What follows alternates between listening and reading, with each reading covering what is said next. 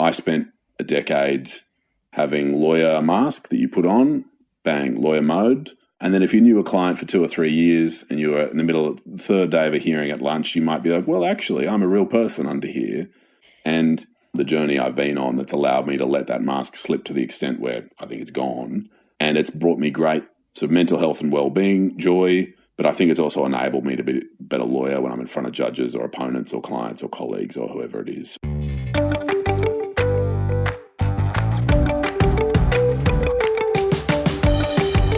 You're listening to Doing Law Differently. Join me, Lucy Dickens, as I explore how the world's most progressive legal service providers are doing law differently. Welcome back. You're listening to the Doing Law Differently podcast. I'm Lucy Dickens, and today I am joined by James Dapperchi, who you may know better as Coffee and a Case Note. I think it's probably fair to say that if you're in the legal profession in Australia and you use social media, and in particular look at legal type networks on social media or on whatever platform it might be, you'll have heard of James and his Coffee and a Case Note. He has a simple idea, which is where he records a video summary about a case and shares it online, which is his way of promoting his practice. He is a corporate and commercial litigator practicing in Sydney, a special counsel at Chamberlain's law firm. So in this episode, I get the opportunity to speak to James and really unpick his idea behind Coffee and a Case Note, how it began, how it evolved, what benefits he gets from it, and also use the opportunity to ask him for some advice for all of us about how we can better embrace social media, particularly the use of video. Because so many of us, and I'm included in this, kind of tell ourselves that it would be a good idea to do video or to do more social media posts in general, and we don't do it. And James has some really good advice and tips and really important information for us about why we need to just get over ourselves and get on with it and do it. So you'll enjoy listening to the episode and the interview with James. Hopefully you'll start to see some more video from me if I actually pay attention to the advice that he's given me, which I do intend to do, so we'll see. Anyway, let's hit play and push on with the interview. Here is James Dapperchi from Coffee and a Case Note and special counsel at Chamberlain's law firm. Enjoy. This episode is brought to you by Legally Yours, an online marketplace that connects clients to fixed fee and value-based pricing lawyers across Australia. For lawyers, Legally Yours also helps innovative legal professionals to connect and grow by providing business support services, education, leads and connections to other lawyers who operate beyond the billable hour. With membership starting from as little as $50 plus GST per month, join Legally Yours and find your tribe today. Visit legallyyours.com.au.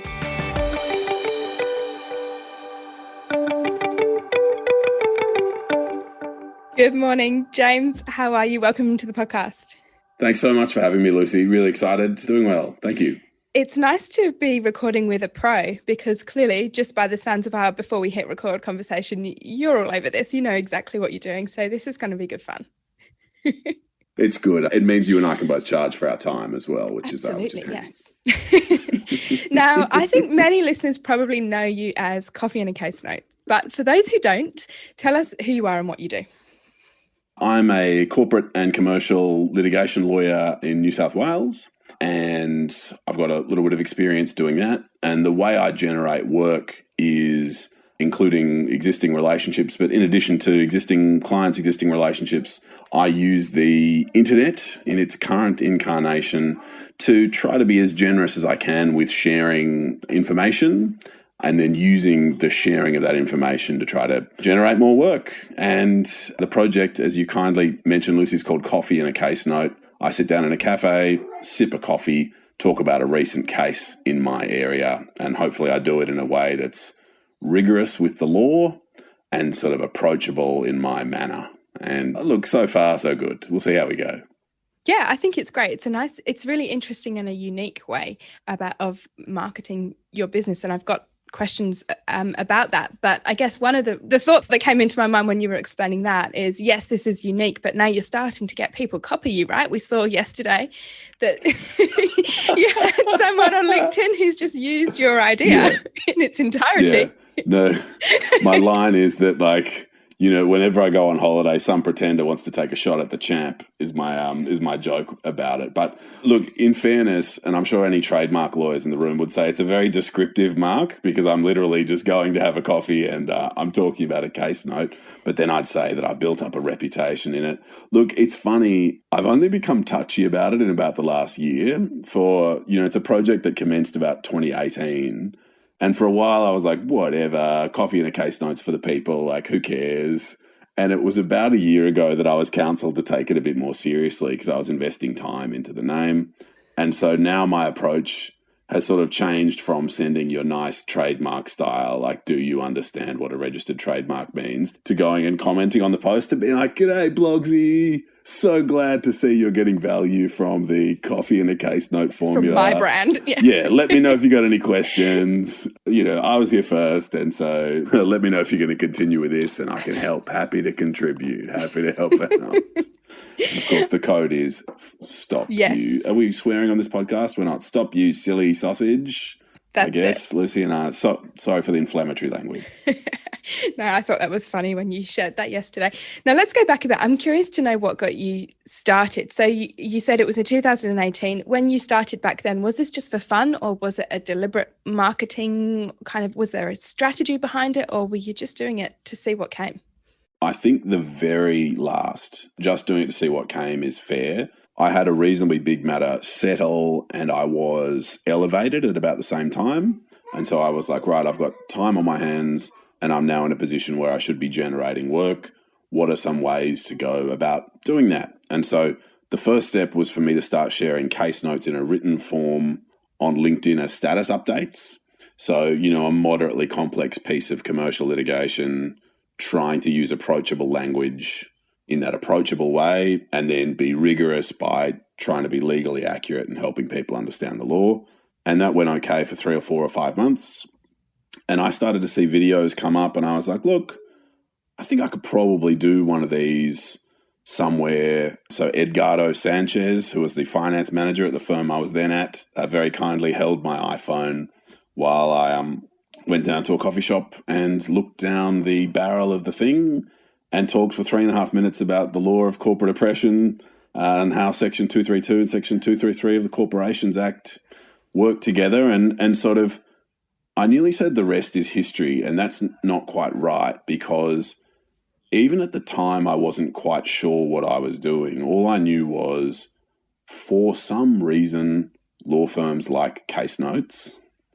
For some reason law firms think having a blog post on their website about a recent decision is good.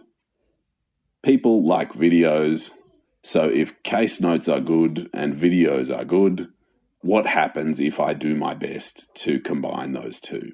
And it was just sort of messing around for about 9 to 12 months after that until Mitch Jackson, who I think is a friend of yours, Lucy, or who I'm sure you would know well, gave me a very Californian kick up the behind to say, it's not a joke. You should be taking this seriously. And if you're not taking it seriously, then why are you devoting any time to it? And if you are devoting time to it, then why aren't you taking it seriously? And I found that quite a disarming bit of advice. And so from that sort of 6 to 9 months in, or sort of 20 to 30 notes in, if we can measure time that way, I was sort of like, oh, okay. And so that's when you go and buy the microphone and buy the piece of Apple software, and then you start thinking about how things look and you start diversifying across platforms and all that sort of stuff. So it began as a bit of a business development flavored crack. and from there it sort of developed strategic teeth and fangs and claws. And now it very much is an engine for generating work.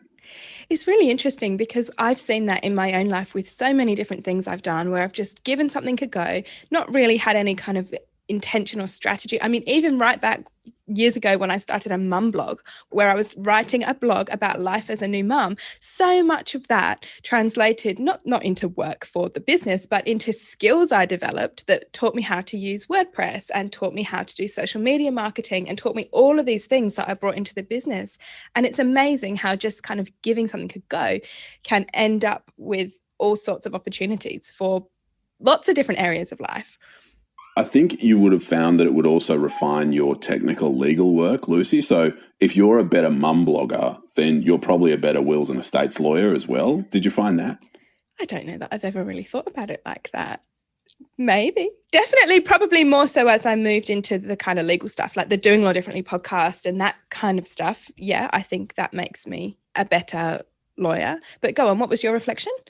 The reason I raised it is because what you were doing with your mum blog is thinking about bringing value to people who are engaging with what you've written. And so I think when you are pushing stuff into the market, you're trying to think not about me, but about you. Like, I'm trying to bring you as much as I can. And so I feel like if it was an excellent blog and remains one, as I suspect it was and does, it would have been about you empathizing with your readers and about you trying to bring value to your readers. And that skill set, I suspect, would have translated to an extent to your client work and indeed to any advocacy you were doing or any engagement with opponents, to sort of your clarity of expression.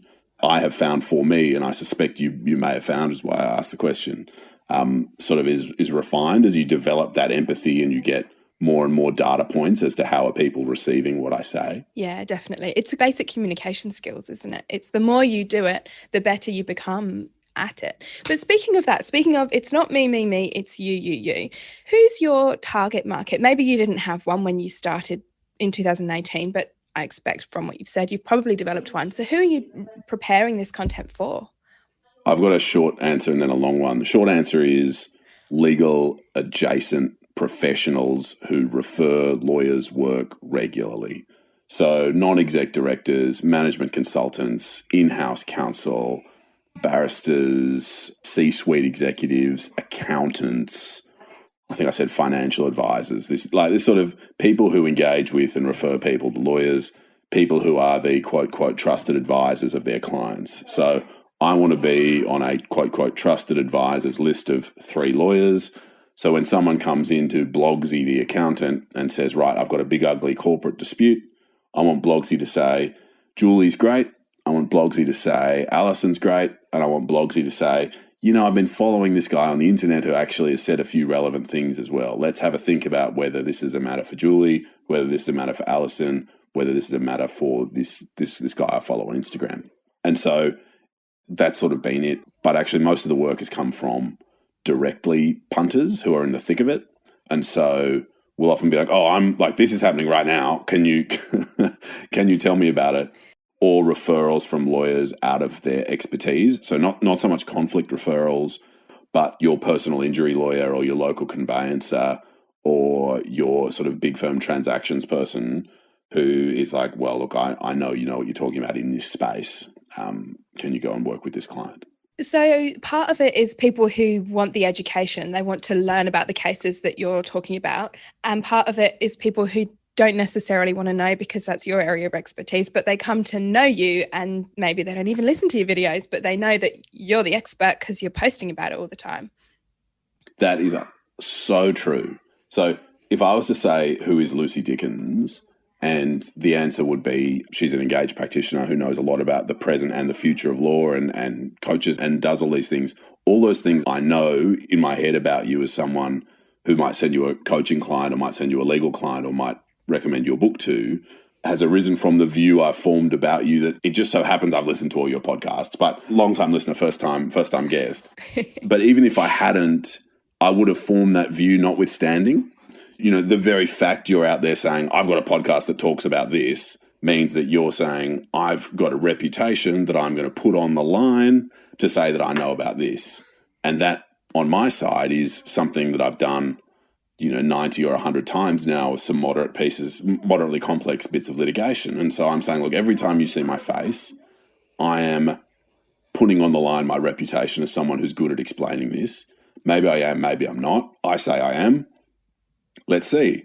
And so what you actually find is there are people who like the project a lot simply for the fact it's happening, Yeah. So there won't be people who watch 8 minutes on how do derivative actions work if a company's in receivership rather than liquidation. Mm-hmm. Your answer, Lucy, might be, I don't care, but I care that James knows, essentially, is is going to be the response. Yeah. And so that's something I've seen come through. I don't want to watch an 8-minute video about that. I'll just say, look, I appreciate that this person understands it. And that's as far as I'll go. Exactly. And that's why we have our little areas of expertise, because I don't want to watch an 8-minute video about that, but you do. So that's why we send the people with a problem to you. I love that you've said that. I've been working with a couple of colleagues trying to convince them that they need to start embracing social media in a personal brand kind of sense. And I'm not having success with it.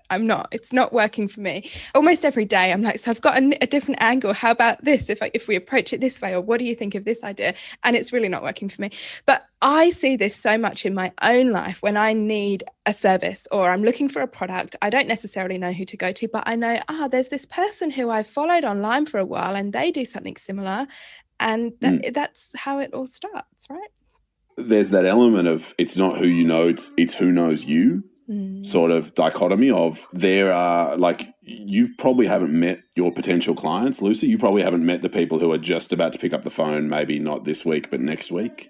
And I actually find that most of my pre-qualified referrals, especially from TikTok, which is really strange, arise from people who are like, yeah, money and trust, whatever, like that's fine, like let's get down to work, because all that sales pitch time of like, hey, by the way, I'm very good and it's quite complex and here's my strategy and this is what I think. They're like, yeah, hush. It's taken care of. Precisely. Exactly as you say. Yeah. And so your sales pitch to your friends, if I can empathize with your problem, because I've had a significant number of similar chats. And the thing I find frustrating, Lucy, is that they're often chats initiated by the other person who will come and say, James, come help me form a strategy. And I'll go, great, clear the desk. Here we're going to, and you invest that time and it goes nowhere. And so on one view, that means there's more free air for you and I to speak into, Lucy. But on another view, it means that the people who would have got value from your personal injury colleague down the hall's reflections just doesn't get that value. And we now don't get to have the thoughts from the people you're talking to or the people I talk to out in the world. They just remain in those people's heads. And that's fine, broadly speaking. But I think there's a sort of touchy-feely element that's like we are enriched if we share what we know. And sort of we broadly are enriched if people are sharing valuable things. And so I'd encourage your friends to do so. But if I can just dive into it one step further, Lucy, sorry, my biggest bit of advice for trying to push people off the ledge is to get them to choose their favourite medium. What are they looking at while they're waiting for coffee or while they're waiting for the bus? And if they're Instagram people or Twitter people or TikTok people or whatever they are, just go with that. Because I feel so many people are like, right, what rigorous legal videos should I be doing on LinkedIn? And it's like, well, I understand the question, but if you don't enjoy rigorous legal videos on LinkedIn, why do you want to devote time to doing it? You know, you might be a person who likes dancing on TikTok or who likes images on Instagram, and all of those things are great. And so you should lean into things you already like. That's the most effective bit of advice I've found for the very few people who've responded to chats like those that I've had, Lucy. I hope that assists you in your connections. Yeah, it does, definitely. So you were just saying before about telling people to choose a platform that you like, that you're engaged with, and start there. That's not what you do. You are everywhere on every possible platform, and you publish your content. Not Snapchat. Okay, not Snapchat, but TikTok, Clubhouse, Instagram, Facebook, LinkedIn. Yep. There are probably others. Yep. YouTube, podcasts. Yep. Yeah. So how do you keep up with that? Because that's a lot. It's quite a long response. One of my challenges is the same as many practitioners and many of your clients, Lucy, that I sleep less than I would like. So I think it's only honest and right that I start off with that one. I am highly leveraged. So one of the things I'm happiest about is that when you go through that list, anyone listening who's unaware of this would be like, whoa, what? Like you're making 8 different kinds of content for 8 different types of platform. And my answer is sort of, but I do my best to leverage my efforts as heavily as I can. And so if I can just go through one cycle of content, if that'd assist you, Lucy, or anyone listening. Yeah, definitely. I've seen you've done a video on this and I've watched it. Have but I? do it Okay. Do it now, Yeah, because okay. I'm sure that not everybody has listened or watched. So yes, please share a cycle. How dare they not have listened? Oh, Lucy, what a terrible thing. So essentially I do what some people call pillar marketing, where I'll choose a central pillar or a central idea, and then I'll spin off bits of content from that central idea. So for me, a central pillar is often a piece of New South Wales Court of Appeal or New South Wales Supreme Court litigation about corporate oppression or derivative actions or this sort of Section 1318 or Section 1324, sort of corporate-y, commercially dispute stuff. So that'll be my pillar, that decision. And what I'll do is I'll take that decision and I'll write a LinkedIn written post from it. So that's one piece of content from one pillar. I'll take that written LinkedIn post and I'll send it off to our marketing team for the firm, so it'll form part of the blog post for the firm's website. So that's one pillar, two pieces of content. Then I'll head down to the coffee shop, I'll plug in my microphone, hold up the phone, and I'll stare into it, and I'll essentially give that summary, do that case note into the camera, blah, blah, blah. There was a plaintiff, there was a defendant, they said this, they did this, the judge said that, and that'll take, say, 5 minutes. While the phone's recording, I'll then put my head down, put it back up again, and say, hello there, I just recorded a case note about a plaintiff and a defendant and they did blah, blah, blah.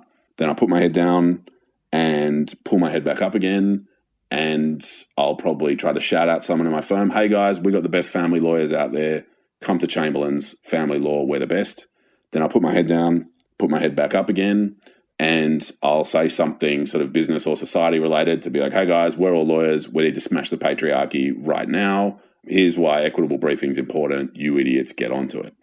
And so what happens is that from that pillar, we have written LinkedIn post, one piece of content, written blog post for our work website, two pieces of content, and we have this video. And do you remember how there was a big 5-minute bit that's a summary of the case, and then 1, 2, 3 little snippets with it? So then we've got 4 videos. That's 4 pieces of content that we can upload to LinkedIn. So again, back to the pillar. Pillar has one written LinkedIn, one written work blog, 4 videos on LinkedIn.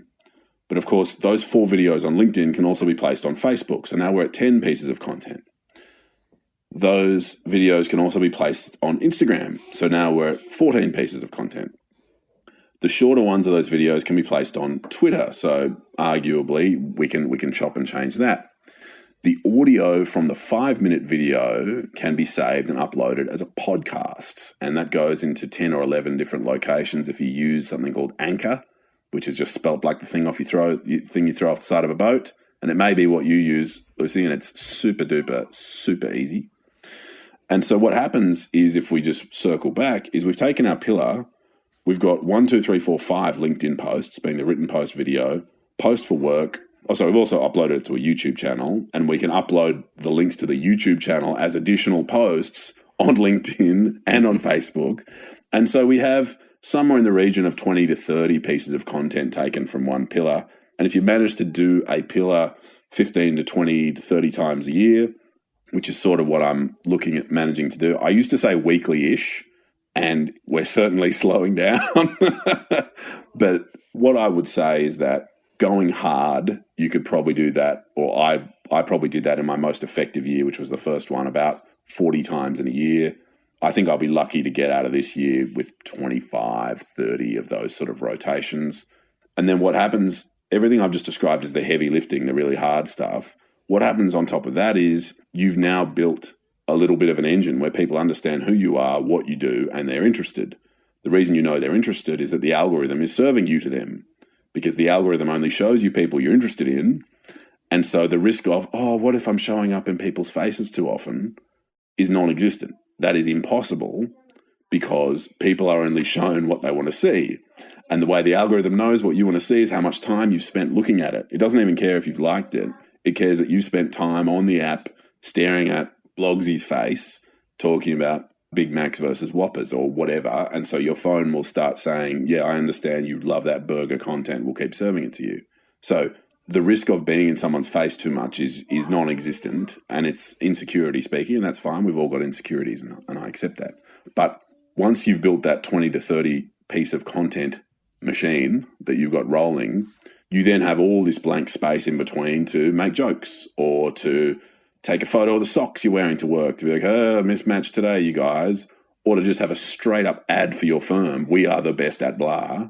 And so the reason I will watch the ad for your firm is that I'm already interested in what you have to say about subject X because I've somehow engaged in these other pieces of content. Then you'll be asked questions and you can turn that into a piece of content. Then someone will, as I think we said earlier, someone will take a shot at you and steal your idea, and you can take a screenshot of that and make a joke at their expense. Exactly. Turn that into content. Like, it sounds really cynical or really strange, or like we're in a Philip K. Dick novel or something. But everything. If you are someone your followers are interested in, and they're following you because they're interested in you, then the fact you've had a nice cup of coffee or have gone for a run or are grumpy or happy about something is itself interesting and engaging. And your insecurity about, oh, I've already posted once this week, is not something that should occupy your time, because the only people who are seeing what you're doing are people who are interested. Is it time for you to do law differently? So many of the lawyers I speak to know that they need to change the way their business operates, but they don't know what to do and in what order. If you want to regain control of your business and get back your life, my Productize and Profit program is just what you need. It's a comprehensive 12-week program designed to guide you step by step to reshape your firm and regain your life. There are over 50 online e-learning modules, insights and tips from industry experts and law firm leaders on topics like pricing, productizing, marketing and technology, interactive webinars, and of course, one-on-one coaching from me. The next program is starting soon and numbers are strictly limited. Find out more and register your interest at lucydickens.com.au/program.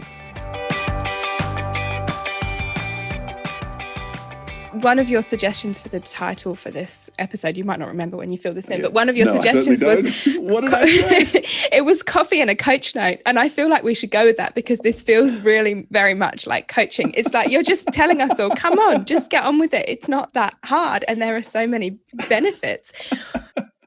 So let's stick with that theme. And I had in mind you as the coach, Lucy, frankly. I've got to say, I didn't have me in the coaching role. No, we've swapped roles. We've well and truly swapped roles. So please give us some more coaching advice, because I've spoken to you about this before. I had a little laugh when I messaged you to say, please, would you come on the podcast? The last message was me talking to you about video, saying, I'm going to do this. And it was, I don't know, it was like a year or so. I've got so many things in my inbox saying that, Lucy. I'm like, yeah, can't wait, James. It's going to be the best. It's like, tell me when it's done. How do we do it? I mean, obviously video is intimidating. We've got our face out there. People are looking at us. It's horrible to listen to yourself back, let alone watch yourself back.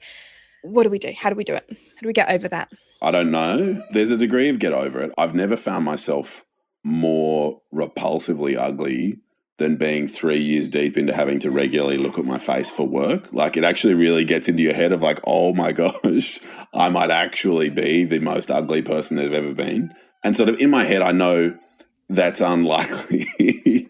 But like, you do have weird insecurities that come up, and people say mean things. But I guess my advice on that is turn it into content, which is always fun. The one I get a lot is, you look like a fat Harvey Specter, and he's the guy from Suits, who you might know, the blonde guy, the older blonde guy. So, and that's just good that's a fairly funny thing to say. So that's something to go and engage with. But how do you do it? The short point is, I don't know.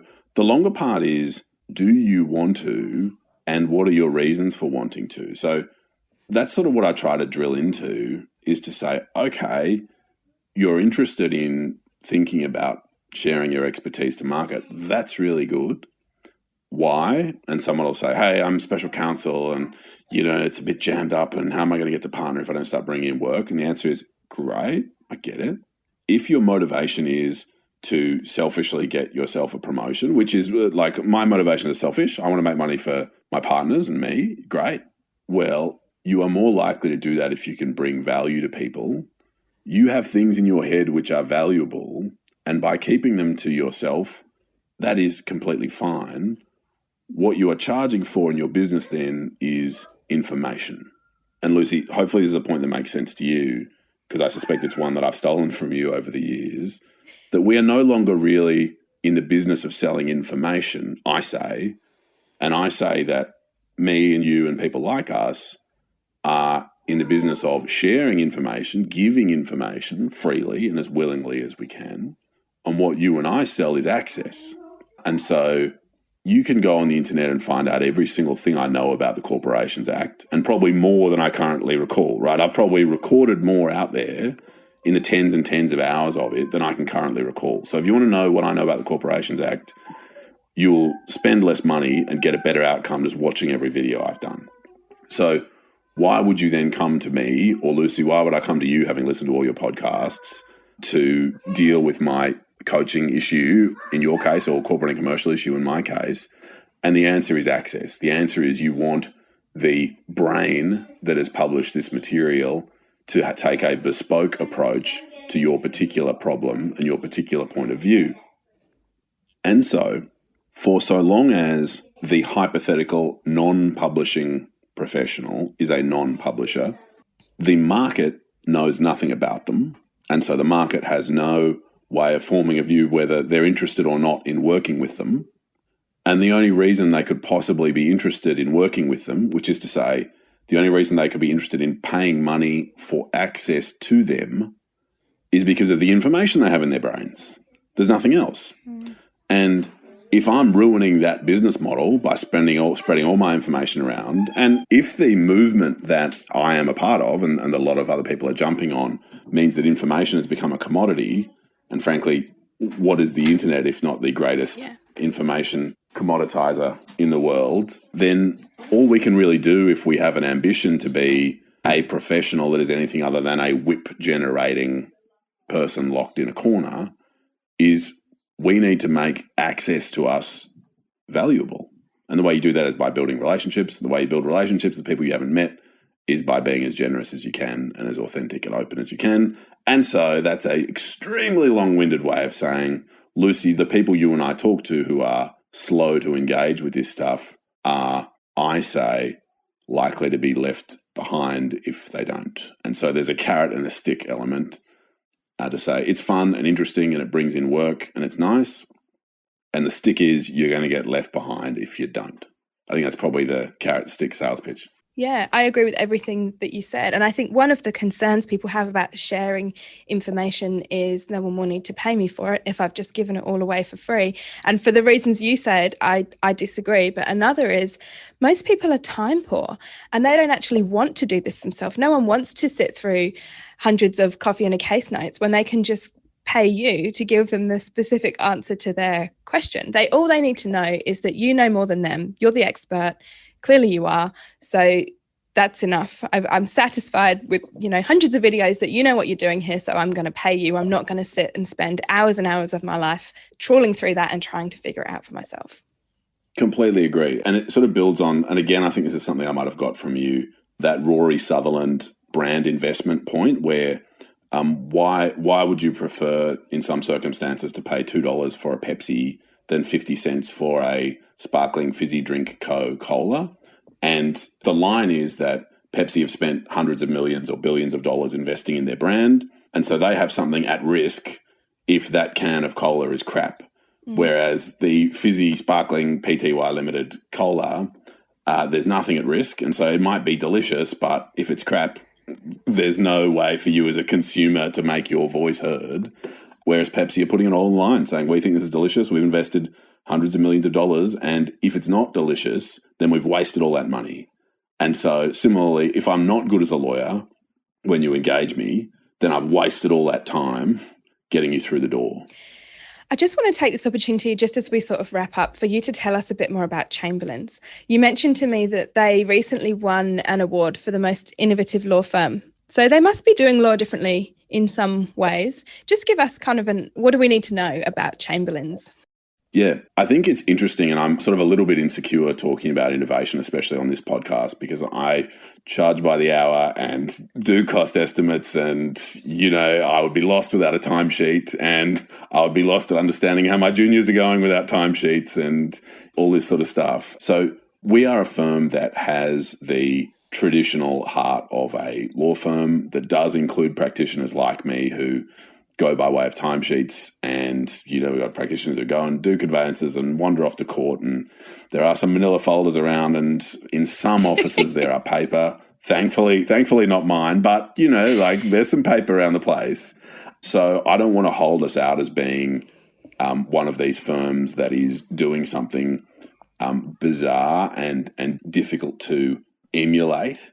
But what we do is we just look for refinements continually, and are just continually sniffing around for a 1%, 1%, 1%, 1% refinement. And that doesn't mean we don't sometimes get really pissed off with software. And that doesn't mean sometimes we're not struggling to execute a document electronically. And it doesn't mean any of that. But I think what we are is a firm who is at the forefront of trying things. And the more we iterate, the more we learn, and the more we generate a culture whereby we're all comfortable being open-minded about something. Like, there's every chance tomorrow morning that my managing director, Stipe, comes in and says, those timesheets, sorry, we're not doing them anymore. And I would sort of have to say, oh, okay, well, that was nice. I guess I'll have to figure out how it's going. And so to be an innovative firm, and in fact, Stips and I have had chats about using this term in the context of Chambos, to be an innovative firm, I think is more to be an open-minded firm. Yeah. And that's all nice and touchy-feely. And just to give a couple of concrete examples, we're getting really good results from a product that I think works well for some clients that you would have certainly dealt with before, Lucy. Sort of a subscription, just sort of levels of subscription legal services from your X and your Y and your Z. And it's anywhere between, I think, $500 a month up to about 25 or 30 grand a month, depending on the needs of the client. And we're finding that smoothing of legal costs, especially obviously for those commercial entities who need to bop into their lawyers from time to time, to be really valuable. And that requires an open-mindedness. It requires a willingness for me to say, well, if I'm giving an advice to one of these subscription clients, how's it going to show up in my budget? It requires a culture where I'm going to listen to the answer to that question and I'm going to go ahead and do it and act on the answer to that question and be excited about it, because I'm excited to be in a place where we're trying these things. And I think the other example, just to hit you with a second sales pitch, is, and Lucy, this as a wills and estates expert yourself, is that so many of your advices, and in fact so much of your litigation, comes from the post office will that's fully set out. Absolutely. Please insert name of beneficiary, please insert asset to, test data, please insert name of asset, please insert name of beneficiary. And our advice is always, they're dumb. You should pay me a few $100s or up to, 10 or 20,000 for a testamentary trust will, instead of going to the post office. And we say we've, quote, quote, solved it for simple wills with an online wills product that has been through a huge number of iterations and has taken some time for me to be able to stand behind. As you can imagine, I don't tend to get excited about stuff that I'm not prepared to be held to. But with a few years' blood, sweat and tears poured into it, I think we're in a position to say that what it is now something for unsophisticated, very straightforward wills is a genuine possibility. And so there's innovation from that side, innovation on how do we deliver client services. There'll also be innovation in how we distribute it. So Stipe particularly, but the firm is very open-minded to forming relationships. So we would even think about contacting a mortgage broker or an insurance broker and saying, hey, look, should we just give you a freebie for 20 of these things so that you can look good to your clients when you get their home loan across the line, to say, hey, look, I've actually got a couple of logins to get you guys some free wills now that you bought your first house. And so it can sort of become not merely just a direct product to sell to market. It can become a way for us to build relationships with financial advisors and accountants and these sorts of people. It can make them look more expert. It can give us a small chance of having the will in our deeds room so that exactly. If there's probate and admin work to get, it could be a good outcome. And so I guess I use that as an analogy to say none of that is rocket science, but it's a sort of an outcome just developed through iteration. Yeah. And I can take zero credit, by the way. All the work was done either before I arrived or in my absence. So I can take absolutely zero credit. That's fine. But maybe what you can do is connect me with someone who's been involved and I can interview them, because I'd love to learn more about that project. And also because it's my practice area, I'm interested. Yeah, let's do that separately. But I'm still kind of reflecting on the very first thing you said about, I don't know about innovative on this podcast. And I think it's really interesting because I think the new law label is helpful, and I think it's been useful for kind of some firms to kind of grasp onto and to use to differentiate themselves. But I also think, like any label, it can be problematic in that we think we have to tick these boxes in order to consider ourselves as, doing something different or innovative or whatever it might be. And I don't think that's the case. And in fact, when I do introductory training with our new staff at this firm, I show them George Beaton's list of what does it mean to be a new law firm, and I talk to them about how we meet some of those criteria. And then my next slide is about, but actually that's not the be all and end all. That's a great starting point, but that's not the rule book. We don't have to fit into these criteria. It's more about some of these other things. And I just wanted to make that point because for me, innovation is not about charging fixed prices. It's so much more than that. That's just one example. In the genuine sense of it, I just firmly agree with that. I think your onboarding is a great example of that, where it's not blindly saying this is what contemporary legal, exciting, edgy legal practice looks like. It's coming in and saying, hey, there are some interesting ideas. Here they are.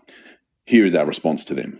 And I think it's that second step, that degree of sophistication that I think will really separate out the buzzword element with the, well, again, I don't want to put it in a negative way, but probably the business models that are likely to have more longevity than a sort of zeitgeist moment in time of what does new law look like now. Because in 10 years, it'll be like, why haven't you done your hologram will? Like, why aren't holograms all about, whatever it is. Yeah.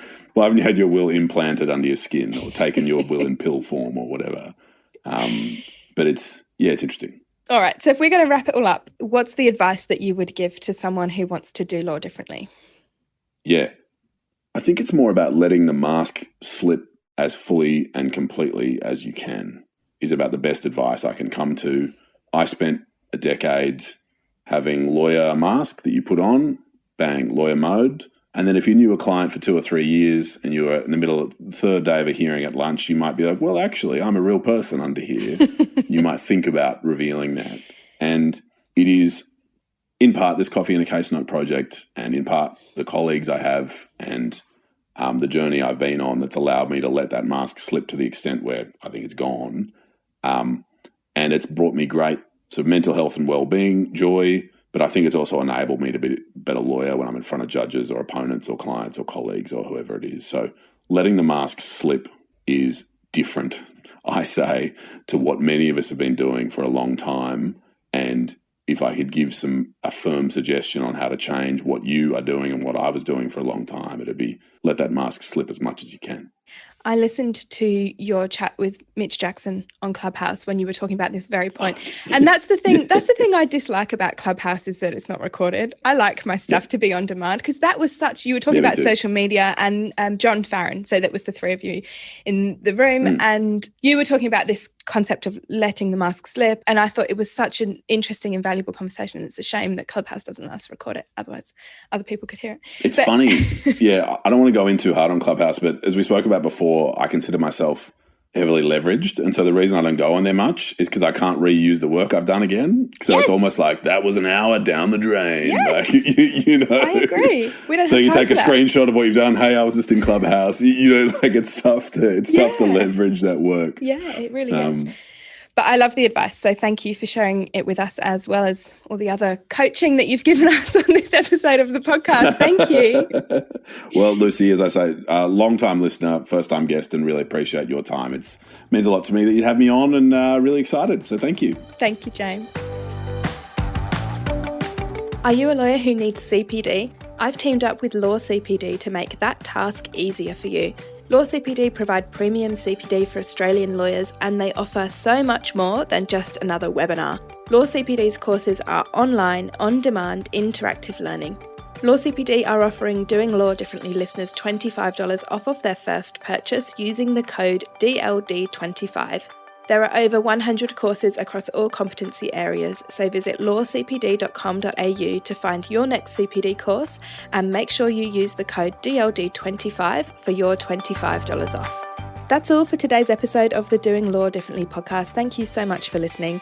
If you want to do law differently and you're looking for some guidance and inspiration to help you along the way, then get your hands on my book. It's Time to Do Law Differently: How to Reshape Your Firm and Regain Your Life.